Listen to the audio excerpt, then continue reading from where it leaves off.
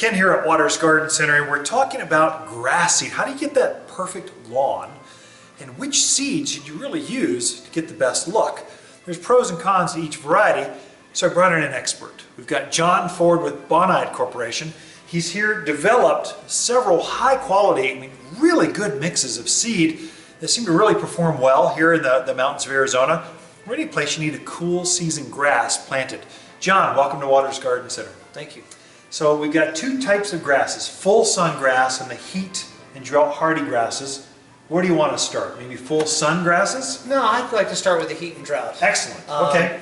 The reason why I say that is because of the lack of water. People associate the label of the product with its use. And I think it's important that packaging, certainly for the retail store, helps sell the product. We have icons across the bottom of the bag that call out what the seed actually performs. We should show folks, those are so good. Drought resistant, heavy traffic, grows in poor soil, neglect tolerant, insect resistant, and disease resistant. And those are all very important things in your choice of grass seed. The type of seed that's in heat and drought are tall fescues. And tall fescues, perhaps 10, 12 years ago, became the grass seed of choice. It rooted deeper, required less water, perform better. If you plant them close together, it looks like a fine lawn. If you disperse the seed farther apart, then it becomes more like your park blend. It'll have that broader, stiffer type look as far as the seed is concerned. But one of the nice things is a good stand of heat and drought, even in this temperature here in Prescott, if planted properly, where you tilled the soil and prepared the soil and put in fertilizer and mulch, you should be able to water it twice a week for about 30 minutes and not have to worry about it in between as far as the watering schedule is concerned. Even the peak of summer? Even the peak of summer. No more than twice a week. Really, I'm only watering mine once a week. There Deep water, and it seems to really perform well. Most people feel that the 5 minutes of watering every day is sufficient, and you're really not wetting the root zone. You're not encouraging the grass to do what it can do, and that's how fescues perform, is to root up to 2 or 3 feet. So there we're not so concerned about the top inch or so drying out. We're more concerned about the overall health of the turf lawn. I can tell you, folks, I had a fescue lawn down in Skull Valley, and I had to lay a new water pipe. And so I had this planted out in the orchard, and I trenched for that new water pipe. And literally, it was 3 feet deep. Roots were going down that deep into the soil. That's what makes this grass, the heat and drought hardy grass, the fescues, so tough. And a preferred grass, really. Something I learned though from you. If I plant the seed a little tighter, the blades will be fuller, growing into each other and thinner. Right. If I space the seed out, the blades will be a little bit wider and more park-like. Right. That's interesting. Right. Okay. That's how they develop the fine fescues. I've always gone a little bit tighter, and it seems to work out really well. So it looks like you hardly tell it between the full sun and the drought hardy. Tell us about full sun. Full sun has ingredients like bluegrass, for example, in the perennial rise.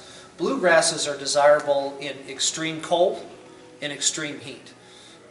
They are the only tillering grass. They have the ability to repair themselves. So if you have traffic issues, or if you have problems with a dog or an animal, your own animal, for example, these are the types of seeds that will help repair, be a little bit more finer.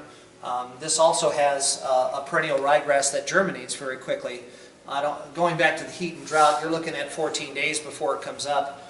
Here with full sun, you're going to get a reaction within 4 to 10 days. You're going to see lawn coming up that quickly. And for some consumers, to be honest with you, that is the trick or the magic with grass seed. They got to see results. Waiting 14 days for results sometimes is painful. So the grass here, this is called full sun. Take a look at it. So full sun, this is a bluegrass ryegrass blend. It's pretty. This is the one they use in the front of magazines. It's beautiful. It's soft as can be. I personally use the drought hardy just because it's less water, and I find it takes the kids and takes us playing soccer on it, takes the dogs. It does really well for me. I mainly just didn't want to spend a lot of money on the water side, and it seems to choke out the weeds really well. A couple things when you're planting lawns. We have a handout here that's just for you. Let's see if I can get one out real easily. It's called New Lawns in 11.5 steps. Come and get one. It's the 1, 2, 3 steps of how to put these seeds down and get the most out of them. It also tells you which products you need to use. You should actually use when you're planting, soil activator, this encourages deeper roots. Soil activator is really, I would say you need to have that when you're planting. That's in the directions. Also, the all-purpose plant food, you got to encourage those all-purpose plant food. You got to encourage the new root, the new blades to come up and get as chunky and fat and full and brightly colored as you can. Those two products, I would say, are an absolute must. And then we've got some others that we really work out with. Come in and see us more for how to put that perfect lawn into your yard.